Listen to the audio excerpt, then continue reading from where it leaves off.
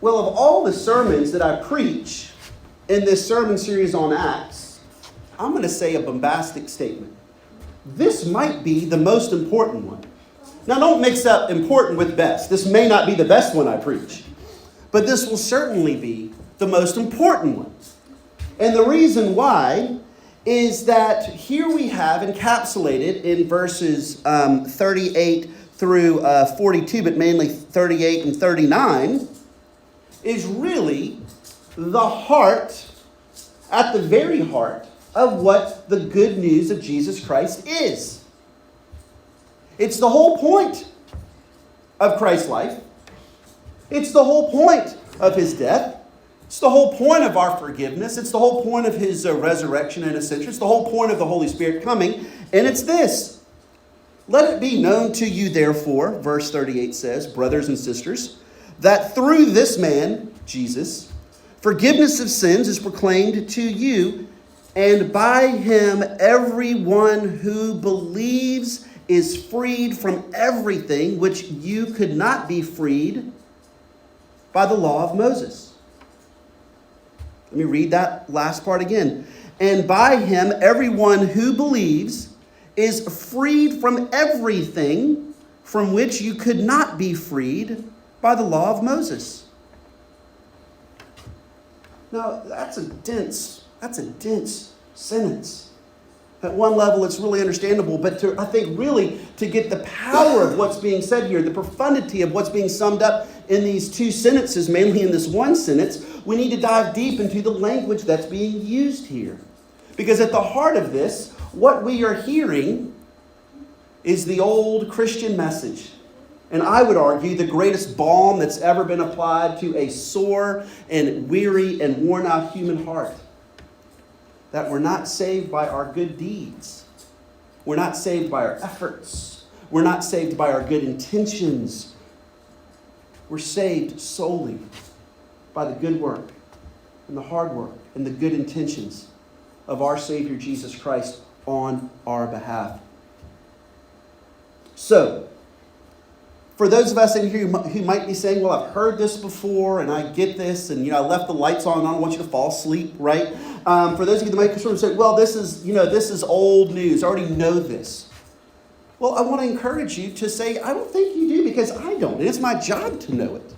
But every single day, because I'm a sinner, this beautiful truth becomes new to me in a brand new way. There are others of us here who might come and be curious about this because maybe, Christianity, that's a moral faith, right? You have certain moral stances and, love your neighbor as yourself. And it's God wants you to live a good life. And you might be saying, well, I thought the heart of Christianity was to be a good person. And Jesus was a way to help you do that. Well, it's a fruit of Christianity to be a good person. It's a way to worship and respond to be a good person. But the heart of it is right here. It's not about our works or our actions, but the actions of Jesus Christ. Let me explain.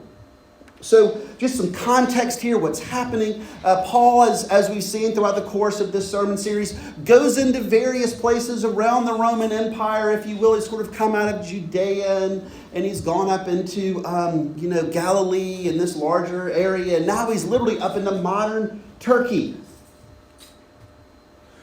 And there he goes to a synagogue and he finds Jewish people there he also finds Gentiles that are really curious about this God of Yahweh. But the way that their understanding of how God worked, they didn't get it from the Old Testament. They got it from just the way that the religious people had taught it, was they believed that the way a person began to deal with their sin,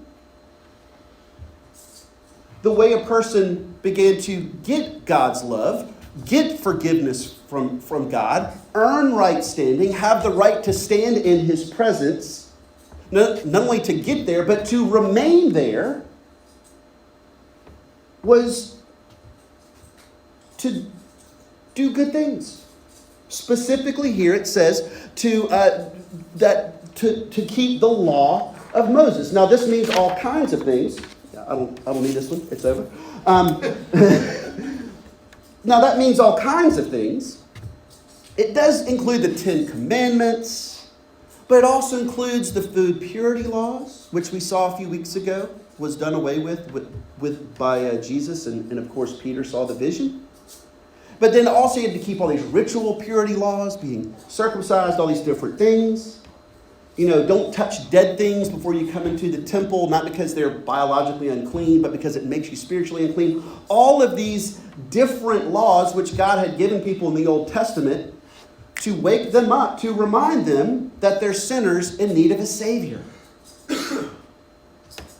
And what had happened is over the course of these being applied by, I'm sure, some very well-intended people, they went from being ways to show us how unclean we are in ourselves and how we need God to make us clean, and they became ways whereby if I keep these laws, I will make myself clean. And if I keep doing these things, I will keep myself clean. I will be forgiven. I'll be loved. I'll be accepted. I'll be welcomed. But I have to work really hard. And so for the best of intentions, these Jewish leaders and these rabbis are teaching their people to keep all of these myriad of laws so that God would love them. And into this comes Paul and Silas. And they say the most absurd thing that anyone has ever said, but yet their hearts leaped when they heard it. Let it be known to you, therefore, brothers, that through Jesus Christ, forgiveness of sins is proclaimed to you. Now, what's fascinating about that is that, to steal a word from Tim Keller, but what else is new? That's all I preach from, is that Jesus Christ has not come to give us good advice on how we can keep the law better, how we can please God more and more in order to earn our own forgiveness. But no, he's come to proclaim us good news. And what is that good news? The good news, Jesus says, is I have kept all these laws for you. I have done everything in my life on earth, all the way up through the cross, to satisfy all of the things that God wants from us. And so now, therefore, because of what's been done on the cross, I'm proclaiming that forgiveness of sins is possible. And it's in me, Jesus says. And now, and by him, everyone who believes is freed from everything which you could not be freed by the law of Moses. Well, that word freed is really, it's the right word to use here, but as I said many times, Greek is this real plastic, poetic language. The actual Greek word there is really sort of is literally translated as to be justified. It's a legal term. And it means that you are declared innocent of a crime. You're declared innocent, in this case, of the crime of being a sinner. You are acquitted. What it does not mean is that we are guilty but pardoned, though sometimes we'll use that language. That's not totally wrong. But the shocking thing which this says is that because of the work of Jesus Christ, because he has fulfilled all of the things that are required of us by God for salvation, he gives them to us as a gift. He gives all of his hard work to us as a gift. And now we are freed.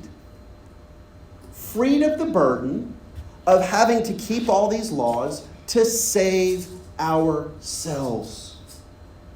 We are justified. When God looks at us, he no longer sees our former sin. He no longer sees our former failure. He no longer sees our current failure or our future failure. When it comes to our salvation, that's done. That's been forgiven. That's been clean. That's been wiped away, never to come back and haunt us again. And now we are forever freed from the burden of having to make ourselves right with God. Now, at one level that might seem, old news. at another level. Maybe you're hearing it for the first time, but I want to bring us into three things, which our scripture says, that are beautiful because we are freed from the law for our salvation. And the first one is this. I've hinted to it. Because of what Jesus Christ has done, you and I are made fully right with God right now. Right now. What the scripture is saying, what we've touched on before, is that when we are made freed from the law of God, we become adopted into his family. We gain the same status as his son, Jesus Christ, with all the rights there too. There's no probationary period, right? There's no double secret probation. I have a friend who is a firefighter, and all of them go through what's called a probationary period. It's kind of like, well, you passed all the tests, you did all the things, you can roll, you can do all stuff, but we're not quite sure about you. You look good on paper, but we want to see what you're like in action. So for 6 months, you're on this probationary period where you're in, but you're not really in, right? And you have to prove that the walk meets the talk. But the beautiful part of what being freed from the law for our salvation means is that there's no probationary period. There's no proving that God made a good decision in making you his own. You can be right with God right now. And that brings us to the second one, which I think is frankly more shocking. Not only can you be made right with God right now, but you will never be made unright with him. You will never be thrown out. To continue this firefighter analogy, you'll never be brought in as a firefighter, made a firefighter, and you blow it on your first day and you got to start all over again and work your way back in. You're in, and not even your own sin can separate you from this. And as it takes a while for our minds to wrap themselves around that, what I want to point to with the third thing is that as amazing as this sounds, not only can we be made right with God now, but once we're made right with him, we can never lose it.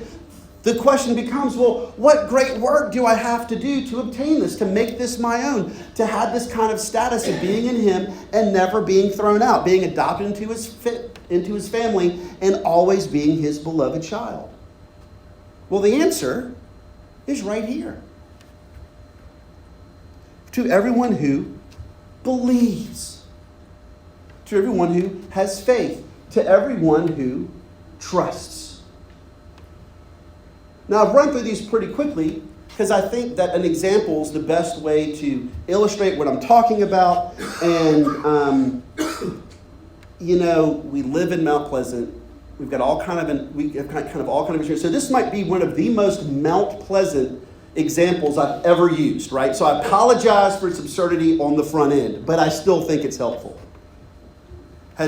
Some of us in here have tried to join a yacht club, right? Did I not say this was the most Mount Pleasant example ever, right? So whether it's in our neighborhood or whether it's downtown or James Island, whatever it might be, if you've ever tried to join a yacht club, and I'm sure golf clubs and tennis clubs are similar, but I don't know. It's this. First thing is, you can't just go up and sign up, right? No.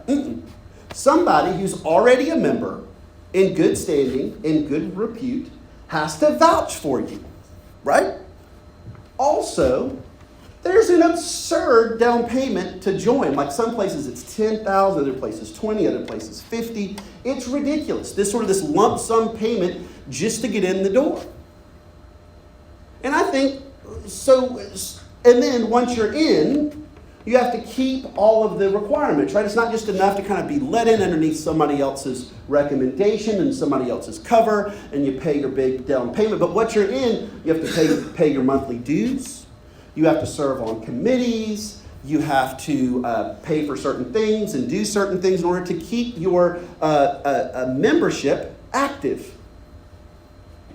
And the moment that you fail those, you're out.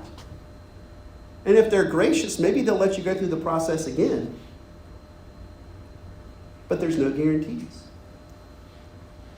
Well, if the kingdom of heaven, if God's family is like a yacht club, every analogy breaks down. Don't read too much into this, okay?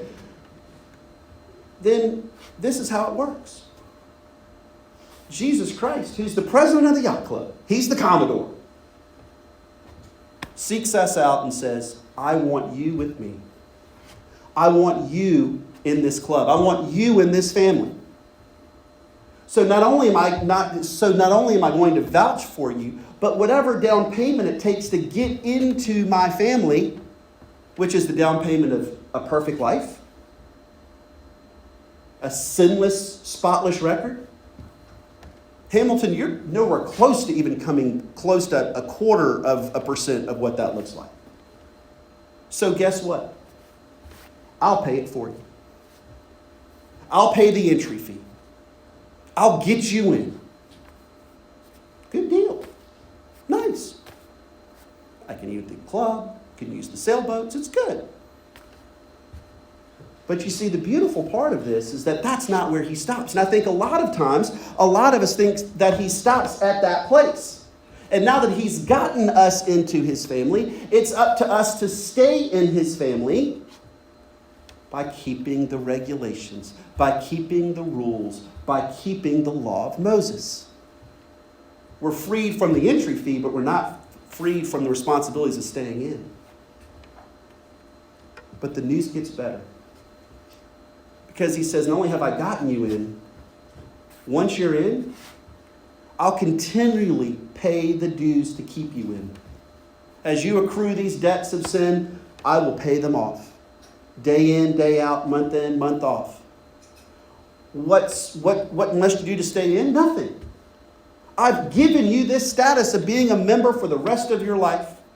And now you have the privilege of just enjoying all the benefits of being part of my family, being part of this yacht club of my kingdom.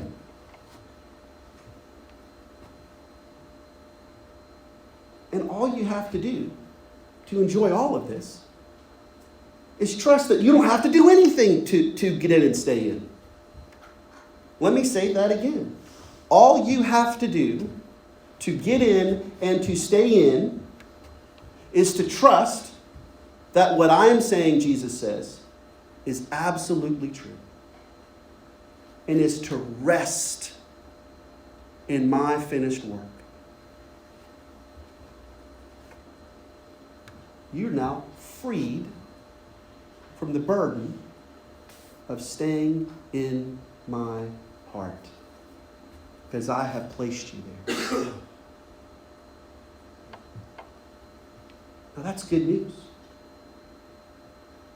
Because I think there's some of us here who, for all the right desires, end up doing the wrong thing. And I'm one of them. And as we say, yes, I believe that, I trust in that here. But I have to say, fully relying on Jesus to get me into his family and to keep me in his family is a bit terrifying. I think I'd like to help him out, right? I think I'd like to help him out. And you see, what's fascinating, first off, you can understand why after Paul preaches this sermon, what do they say?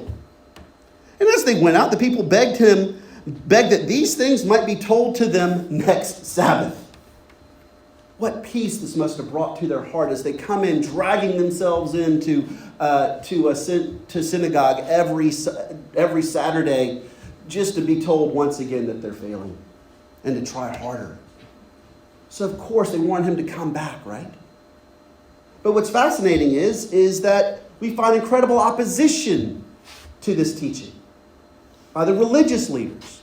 Yeah, sure, their power was threatened by what Paul was saying, but I think it goes deeper than that. I think it goes deeper to a human level, because when Paul writes back to this church in the letter of Galatians many years later, he says that the gospel will always provoke hostility. It will always bring opposition in the hearts of men and women.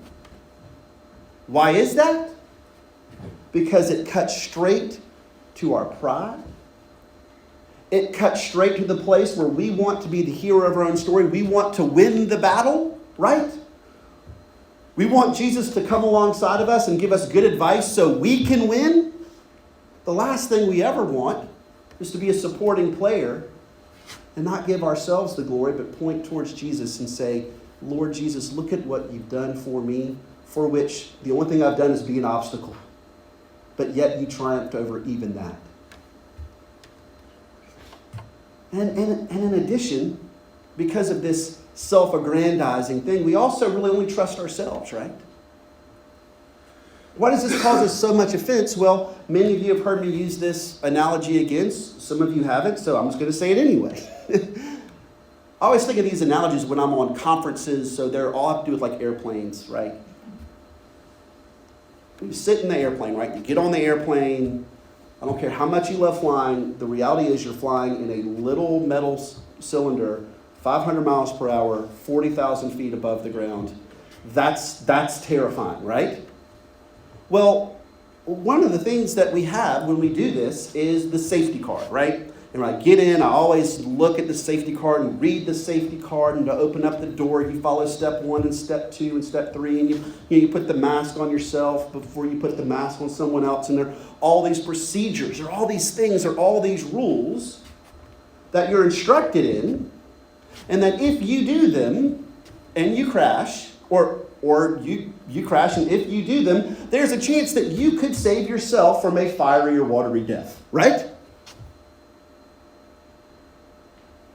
But what if instead of that card, there's a little booklet of 5 stories of people you've never met, maybe some of them you have, who tell this story about they were in a plane wreck, it was going down, and if you just sat there and didn't do anything and trusted and waited, this superhero would fly in and rescue you out of your crashing aircraft and fly you to safety. And all you had to do to make that happen was to sit there and do nothing. Was to sit there and do nothing except wait on him to show up.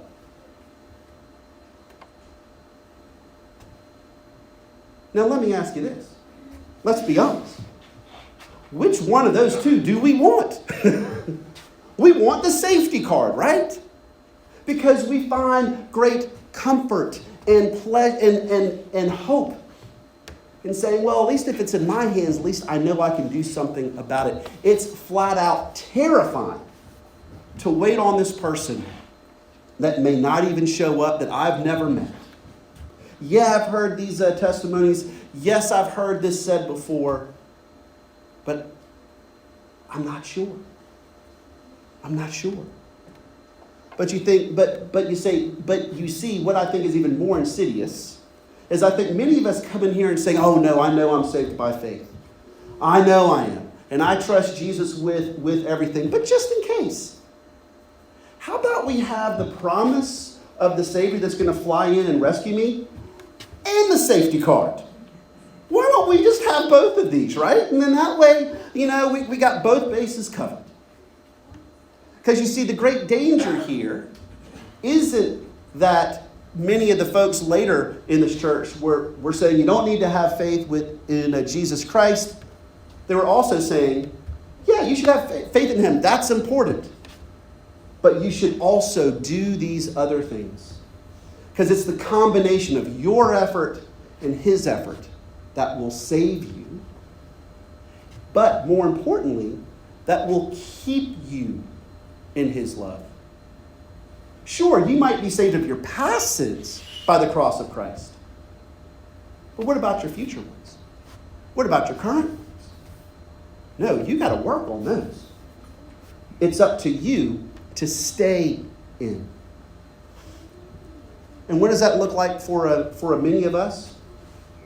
Well, I say it's using the means of enjoying God's grace and God's love and God's forgiveness and turning those into ways of earning it. What do I mean? Showing up this morning. How many of us, including me, when we got out of bed and got in the car, came here with a little bit of something in our head saying, you know what, I think God's going to be really happy with me this morning. I think God's going to love me a little bit more, maybe reward me accordingly for being disciplined and getting up and getting here for church this morning. We use Bible study. We use prayer. We use good things like serving the poor, serving the homeless, being part of social justice in Mount Pleasant. We use good things of giving to the Lord's causes. Sure, there's an ounce of love and generosity there, but there's also this thing of, well, God, this is solidifying your love of me, right? This is solidifying. This is making more and more sure that now you have to save me, because look at all the ways I've been disciplined to you and for you. But if that's you, like it's me, let me encourage us. We're freed from that burden. Because no matter how well-intentioned we are, when it doesn't work out our way, we begin to get really angry at God. Because we've worked so hard, God, and you owe me. Likewise, maybe you don't feel that way, but maybe you feel this. Yeah, you're working hard. You're doing all the things that you're supposed to do as Christians, and you're doing that so you might find more peace and more assurance that you're saved. But what's the reality? Does it scratch that itch? No. So let me encourage all of us. This day, hear once again that you and me are freed from every effort that tries to make us right with God. Why? Because Jesus Christ, our Savior, has done it all. Now, tomorrow, in the millennium, you are forever His. And now you're free to not worrying about being right with Him, to not worry about falling out of favor with Him. And now you're free to love. Now you're free to serve. Now you're free to look at the 10 Commandments. Yes, they remind you of your sin, but now they shape your heart into a way that loves more as you've been loved. Because you see, the absurd thing about this is that the more that we understand the fact that we've been freed from the law of Moses, the more we want to go to the heart of it and love God and love our neighbor as ourselves without even trying. So this day, brothers and sisters, if you are trying to still earn your way in, you are free. And all you have to do to live into that freedom is to sit there, do nothing when it comes to your salvation, and find that He has shown up for you and will show up for you and will not forsake you on your worst moment and on your last day. And He will carry you home. And this is good news for us sinners indeed. Amen. Amen.